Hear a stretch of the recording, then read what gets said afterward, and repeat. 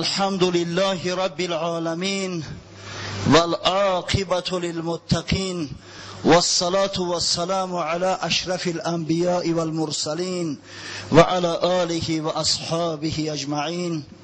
اما بعد، السلام علیکم و رحمت الله و برکاته. برادران اهل اسلام، روز شریف جمعه را و عرفه ماه شریف رمضان را از برای یکایک شما تبریک و تهنیت میگویم و از درگاه خداوند منان مسئلت آن را دارم که پروردگار غیرت و شجاعت و جوانمردی و حمیت اسلامی و ایمانی ما را تحریک کند تا در مدت یک ماه شریف رمضان عبادت خداوند را به طریق باید شاید انجام داده به جوار رحمت حق سبحانه و تعالی واصل گردیم. زیرا این ماه نزول رحمت خداست، ماه مغفرت است، ماه طاعت عبادت بندگان است، ماه است که به امر پروردگار درهای جنت برای بندگان باز می‌گردد، ماهی که با امر خداوند درهای دوزخ بسته می‌شوند، ماهی که شیطان‌ها زنجیر پیچ زنجیر بند می‌گردند تا اینکه به بندگان مؤمن آسیب نرسانند، ماهی که خداوند از بندگان خیش خشنود می‌گردد، ماهی که توسط عبادت در این ماه بنده میتواند به جنت المأوا به دیدار حق واصل گردد. صد شکر خدا از نو ماه رمضان آمد، خشنودی و پیروزی بر پیر و جوان آمد، دلها ز فرح سرشار کامد مه استغفار، آزادی ز سوز نار بر خرد و کلان آمد. این ماه صفا باشد، هم ماه دعا باشد، جان و دل ما باشد چون جان جهان آمد. فرض است عزیزی من این روزه به مرد و زن، هم قوت جسم و تن هم راحت جان آمد.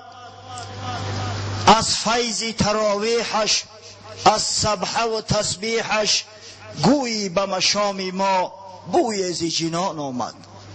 حقیقتا اگر در این ماه عبادت خدا را به طور باید شاید انجام داده توانیم، انشاءالله بوی جنت استشمام میکنیم. پس انشاءالله از همین هفته شروع میکنیم با بیان ماه شریف رمضان، از فضیلت شروع میکنیم، بعد به فرایض و امثال آن، و کوشش میکنیم که در یک ماه رمضان فقط صحبت از روزه و رمضان، فضیلت رمضان، احکام آن، شکنندگان روزه، عملهایی که روزه بنده را مکروه میسازند، یک برای شما بیان کنیم. الحال میخواهم به سمع شما حدیث از احادیث رسول الله صلی الله علیه و سلم را که با نام حدیث شعبانیه معروف و مشهور است و راوی آن حضرت سلمان فارس است تقدیم سازم. حدیثی که بسیار بسیار مفصل است، حدیثی که آن را پیغمبر صلی الله علیه و سلم در چنین روز از روزها گفته است، در روز آخران ماه شعبان. حدیثی که آن حدیث را ابن خزیمه در صحیح خیش و امام بیهقی و دیگر از محدثان روایت نمودند. عن سلمان الفارسی قال خطبنا رسول الله صلی الله علیه و سلم فی آخر یوم من شعبان. از سلمان فارسی رضی الله عنه که یکی از صحابگان پیغمبر صلی الله علیه و سلم روایت آمده است که پیغمبر محبوب حبیب خدا محمد مصطفی صلی الله علیه و سلم در روز آخران ماه شعبان از برای ما یک خطبه بلیغی خواند، یک وضع نصیحت برای ما بیان ساخت. خب در ابتدا حدیث پره بیان میکنیم، بعد انشاءالله به شرح توضیحش میپردازیم. حضرت صلی الله علیه و سلم فرمودند یا ایها الناس قد اظلکم شهر عظیم مبارک. گفت ای مردم، ای مردم مسلمان، خوشا به حال تو، خدای بزرگ در بالای شما یک ماهی به نهایت بزرگ و مبارکی را سایه افکن نمود. درهای شما را ماه میکوبد که شرافت و عظمت بزرگیش پیش خدا به نهایت بلند است. قد اظلکم شهر عظیم مبارک فیه لیلة خیر من الف شهر. در این ماه بزرگ، خود ماه بزرگ است اما شب دارد که طاعت و عبادت در این شب برابر می باشد به 1000 ماه طاعت و عبادت در غیر این شب.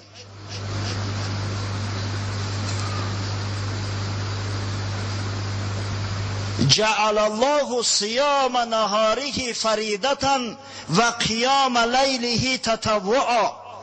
ماهی که خداوند متعال قیام روزهای آن را، روزه داشتن روزهای آن را از برای امت اسلامی فرض گردانده است و قیام شبهایش را، به شب طاعت عبادت خدا کردن را، نمازی به شب خواندن را، خواه او نمازی تراویح باشد خواه نمازی تهجد باشد، تطوع قرار داده است از عبادات نافله که به واسطه آن خداوند نقصانهای فریضه را کامل می سازد. من تقرب فیه بخصلة من الخیر کان کمن ادى فریضة فیما سواه.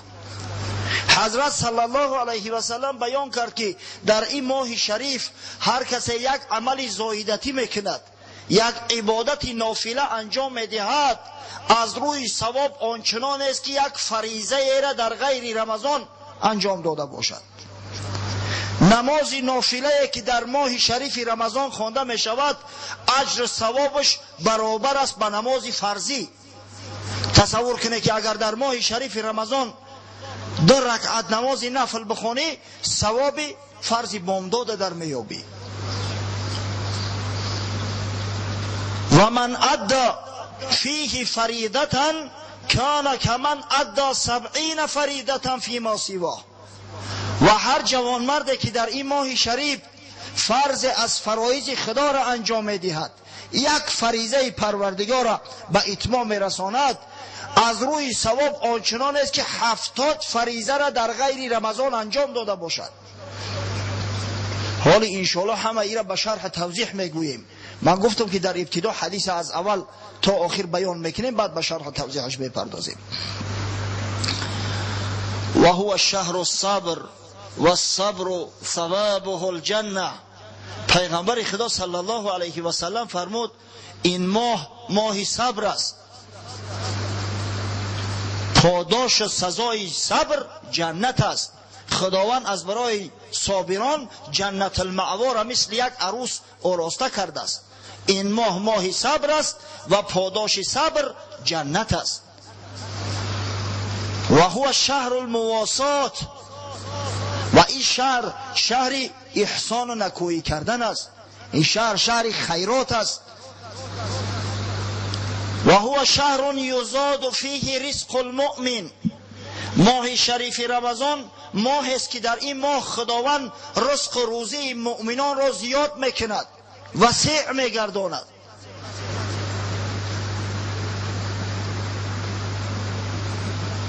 من فطر فیه صائما کان مغفرة لذنوبه و عتقا لرقبته من النار و کان له مثل اجره من غیر ان ینقص من اجر الصائم شیء. هر کسی در این ماه شریف یک روزدار را به افطار ضیافت میکناند، از برای یک روزدار طعام آماده میکند، پیغمبر صلی الله علیه و سلم فرموده است دارای 3 هدیه و تحفه میگردد.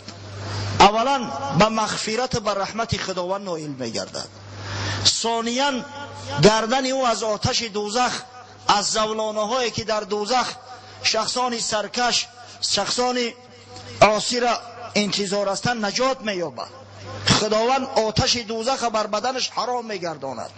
و نهایت سوم فضیلتی که در عوض آن یک افطار داده می شود از جانب پروردگار آن است که خداوند به شخص افطار دهنده همه اجر و ثوابی را که بر روزدار داده است در عوض روزش عطا میکند. مردی اگر 30 آدم طعام داد، تصور کنه که ثواب 30 روزه روزدارا در نامه اعمالش ثبت میگردد. از حساب روزه روزدارا نه، از حساب او طعام تناول کنندگان نه. خداوند حق اونا را میرساند به اونا. این زایدتی است که با همه مقدار دیگر به بنده ای که از برای شخصای روزدار طعام آماده میکند عطا کرده میشود. وقتی این سخن گفت، بعضی از اصحاب پیغمبر صلی الله علیه و سلم که فقیر بدن، کم بغل بدن، خود محتاج طعام بدن، گفتن یا رسول الله لیس کلنا یفطر الصائم، لیس کلنا یجد ما یفطر الصائم علیه. ای پیغمبر خدا گفتن ما پول نداریم، اکثری ما کم بغل محتاج هستیم، ما از کجا میتونیم که طعام ضیافت تیار کنیم، دسترخوان نعمت آماده کنیم و بندگان خدا را دعوت کنیم تا اینکه طعام تناول کنند و صاحب فضل صاحب ثواب گردیم. پیغمبر خدا صلی الله علیه و سلم فرمودند یعطی الله هذا الثواب من فطر صائما علی تمره او علی شربت ماء او مذقة لبن. خداوند گفتن همین فضل ثواب را به شخصی که به یک برادر مسلمانش در هنگام افطار یک خرما داده است، یک دانه خرما یا یک جرعه آبش داده است، مثلا یک پیاله آب به او دراز کرده است تا اینکه روزش بکشاید، یا جوانمردی که به خانه یک همسایش یک جرعه شیر فرستاده است که در سحور در اسری خرک همون را استعمال کند، خداوند همه اجر ثواب به او عطا میکند. بعضی برادرایی که در ماه شریف رمضان شنیدند این حدیثا را، در مسجدها خرما میارن بین مردم تقسیم میکنن تا اینکه مردم روزه خودشون بکشایند، از همین حدیثا و از این علم برخوردار شدیان. خداوند اجر ثوابشون بیشتر زایدتر گردوند. و هو شهر اوله رحمه و اوسطه مغفره و آخره عتق من النار.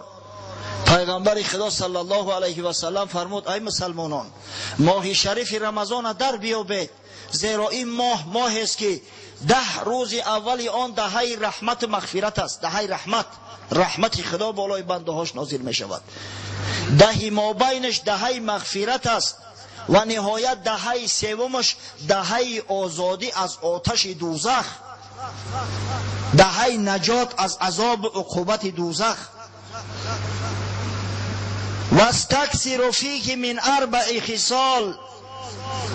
پیغمبر گفت پس در این ماه بزرگ 4 عمل زیاد کنید، 4 خصلت باید داشته باشید. خصلتین ترضون بهما ربکم و خصلتین لا غناء بکم عنهما. 2 عمل‌هایی است که با واسطه آنها شما رضای خدا را به دست میارید، خداوند از خود خشنود میگردانید.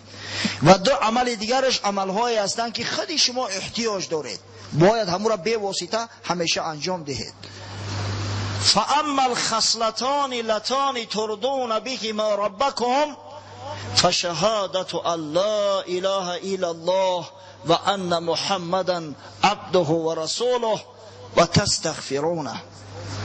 آن 2 خصلتی که باعث به دست آوردن خشنودی خدا میگردد.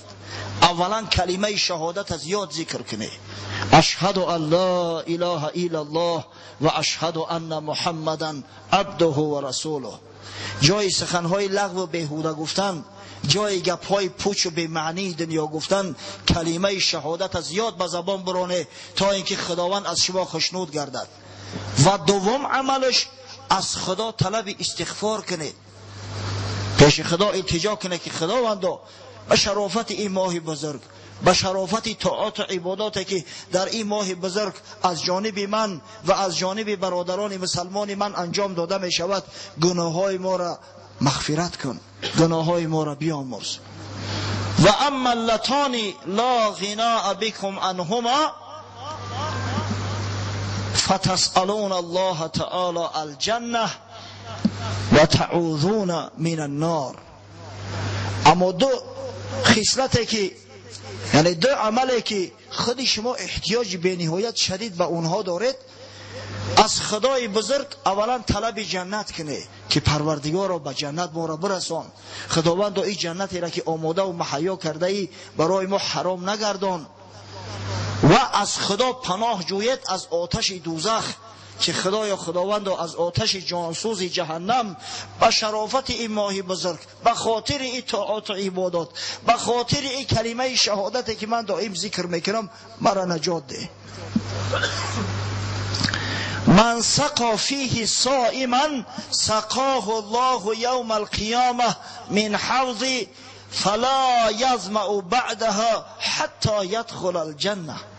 باز در آخر پیغمبر صلی الله علیه و سلم تاکید فرمود، تاکید صدقات خیرات، گفت هر کسی که در این ماه بزرگ از برای یک مسلمان آب میدهد، مسلمان را با آب تأمین میکند، خداوند او را از حوض من، از حوض کوثر فردا روز قیامت سیراب میسازد که هرگز دیگر تشنه نمیموند تا زمانی که داخل جنت شود. این بود همون حدیث شعبانیه که ابن خزیمه و امام بیهقی و بعضی دیگر از محدثین بزرگ اسلامی آن را با اسناد حسن روایت کردند. اکنون انشاءالله اگر خدا امکان دهد مقداری لازمش با شرح توضیح به سمع شما میرسونیم. حالا انشاءالله 4-5 هفته در اختیار داریم، اگر مفصلا صحبت کنیم نور علی نور خواهد بود. ببینید حضرت سلمان فارسی میگوید خطبه خوان بر ما پیغمبر صلی الله علیه و سلم، موعظه ما کرد قبل از او که ماه شریف رمضان وارد گردد، یک روز پیش از شروع روزه.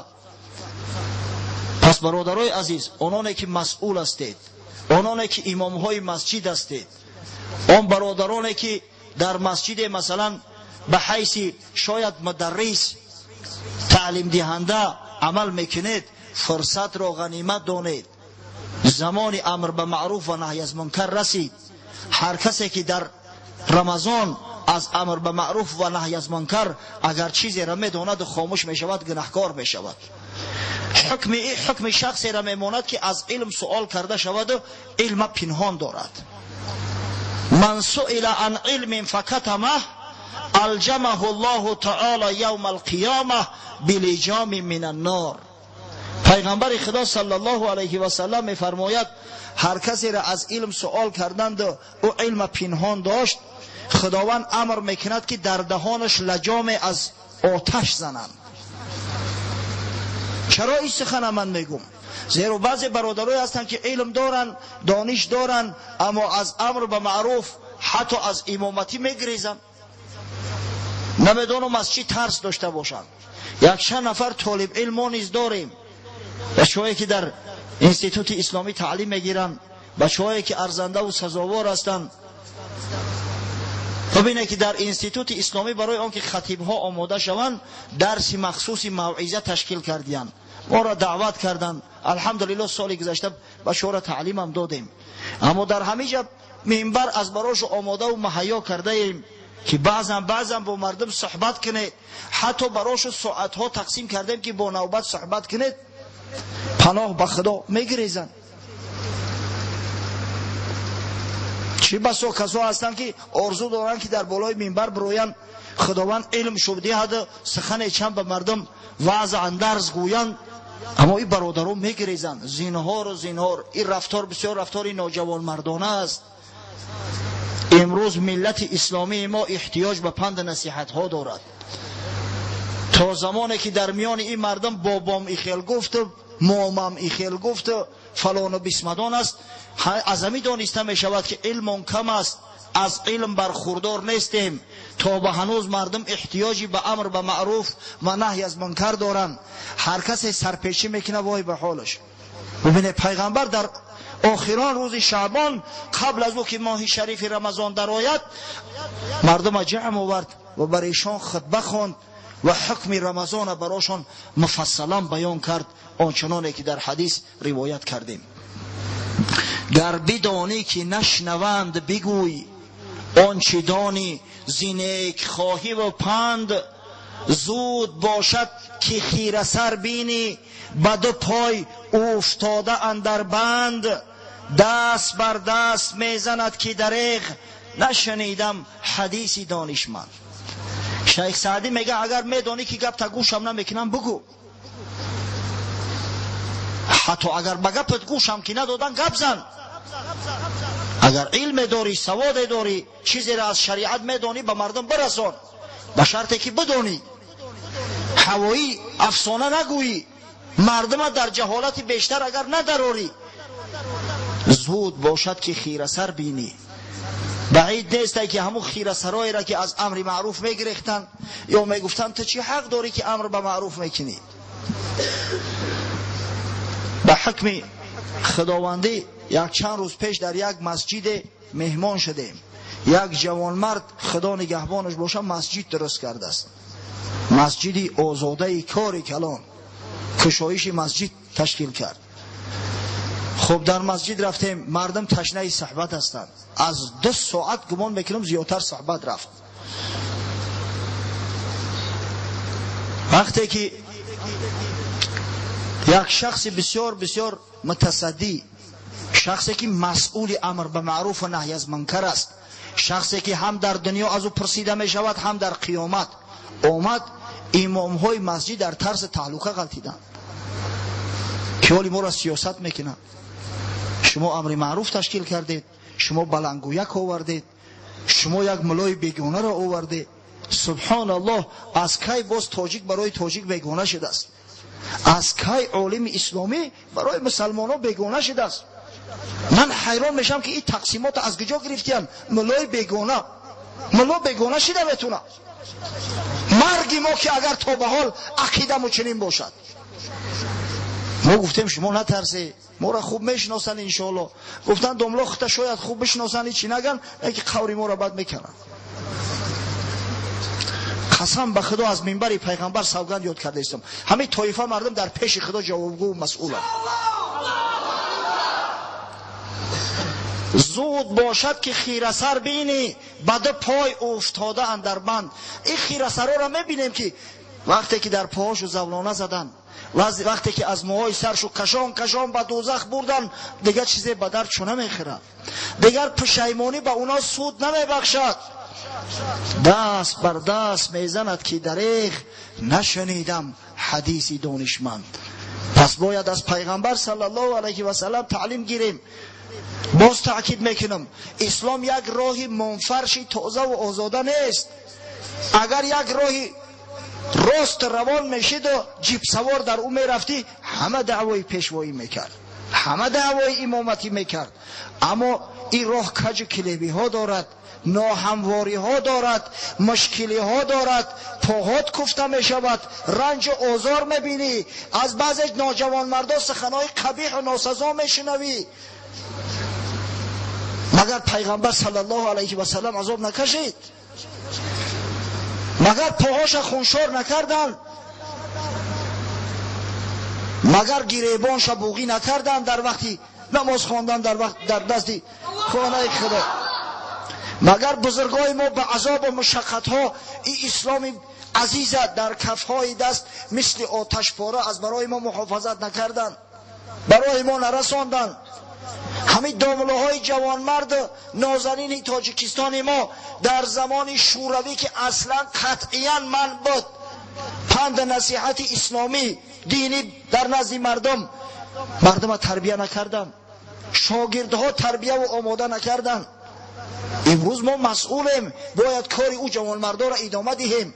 اگر چنده که ملامت در سر مو میریزد، اگر چنده بعضا تهدیدها میشنویم، اگر چنده که بعض نوجوان مردها ناتراشیده و ناخراشیده از پشت گپ میزنن. چرا نوجوان مرد میگم؟ برای غیرت ندارن، رو برو ایستند، از پشت گپ میزنن.